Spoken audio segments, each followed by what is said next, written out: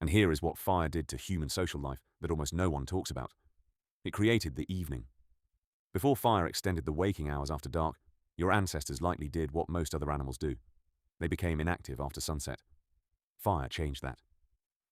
Suddenly, there were hours between darkness and sleep that had never existed before. Anthropologist Polly Wiesner of the University of Utah analyzed conversations recorded among the Jew/Hwanzi San people of Namibia and found a striking pattern. Daytime conversation was dominated by practical matters: food, resources, complaints, social politics. Evening conversations, held around the fire, were dominated almost entirely by storytelling, by myth, by the transmission of cultural memory. This is where your stories come from.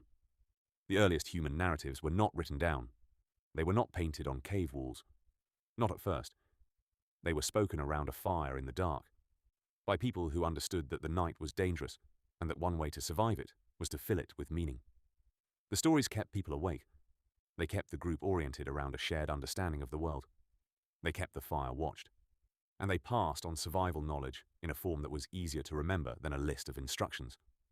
You are, in the most literal biological sense, a creature built for the dark and shaped by it.